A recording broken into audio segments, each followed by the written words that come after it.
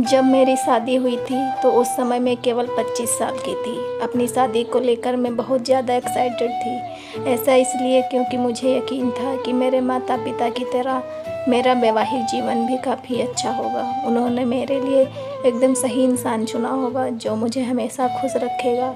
लेकिन मैं नहीं जानती थी कि मेरी किस्मत में कुछ और ही लिखा था। शादी से पहले मैं अपने होने वाले पति से 1-2 बार ही मिली थी। वह काफ़ी शर्मीला है। उसे देखकर मुझे यही लगा कि वह मेरे लिए एकदम परफेक्ट है। मैं अपने फैसले से काफ़ी ज़्यादा संतुष्ट थी। मेरे पिता ने मेरी शादी बहुत ही धूमधाम से की थी, लेकिन शादी की पहली रात मेरे साथ कुछ ऐसा हुआ जिसने मेरी ज़िंदगी को बुरी तरह से हिलाकर रख दिया। सभी जानते हैं कि शादी की रात कितने मायने रखती है। इस अनुभव को यादगार बनाने के लिए मैंने खुद को तैयार कर रखा था। मेरे पति अंदर आए, बैठे और मुश्किल से कुछ मिनट ही मुझसे बात की। उन्होंने यह कहकर बात खत्म कर दी कि वह बहुत थक गए हैं। मैंने भी यही सोचा कि शादी की रस्मों के कारण थकान हो गई होगी, इसलिए मैंने भी इस बात पर ज़्यादा रिएक्ट नहीं किया।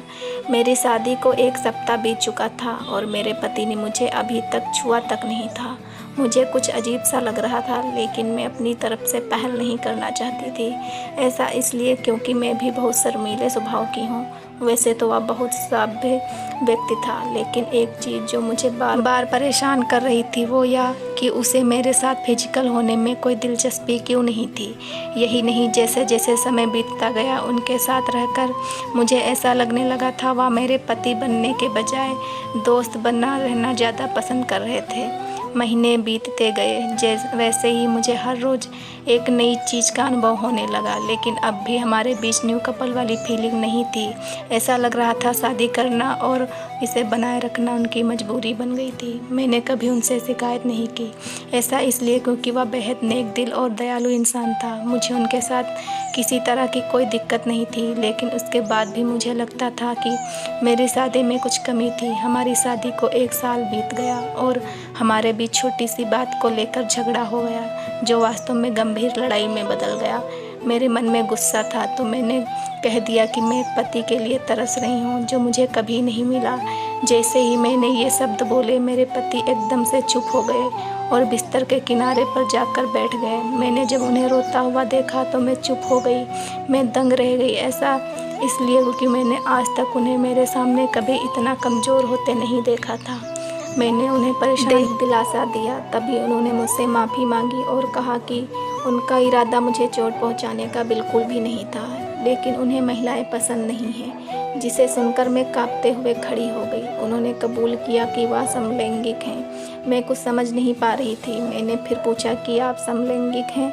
तो उसने मेरी तरफ देखा और कुछ नहीं कहा। मैं यही सोच रही थी कि मेरी शादी बस एक दिखावा थी। मैं बिस्तर पर चुपचाप लेट गई और हकीकत से भागने के लिए सोने की कोशिश करने लगी, लेकिन मैं अच्छे से जानती थी कि यह सपना नहीं है। मेरे पति पुरुषों को पसंद करते हैं। मुझे यह बात हर हालत में स्वीकारनी थी, लेकिन इस दौरान मेरी अपनी खुशी का क्या? मैंने अपनी खुशी की परवाह न किए बगैर उनके साथ जीवन भर शादी का ढोंग रचाने का फैसला किया। हालांकि मुझे धोखा देने के लिए उन्होंने मुझसे माफ़ी मांगी।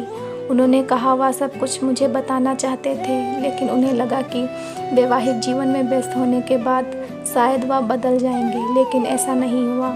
हमने फैसला किया कि अब ऐसा नहीं चल सकता। हमें किसी न किसी निष्कर्ष पर तो पहुंचना ही था। ऐसे में हमने तलाक की अर्जी दायर की, जिसकी वजह से हमारे परिवार के बीच संबंध खराब हो गए, लेकिन मेरे और मेरे पति के बीच दोस्ती के रूप में रिश्ता बहुत मजबूत हो गया। मैंने उन्हें समझा और उनकी भावनाओं की कद्र की। वह चाहते थे कि मुझे ऐसा व्यक्ति मिले जिसके साथ मैं हमेशा खुश रहूं। हमारा यह कदम उन संबंधों से मुक्त करने के लिए ज़रूरी था जो हमें दुखी और अधूरी शादी में जोड़े रखना चाहते थे। लेकिन मुझे खुशी है कि हमने समाज की परवाह नहीं की, बल्कि अपनी खुशी के बारे में सोचा। सच कहूँ तो आज मैं बेहद खुश हूँ।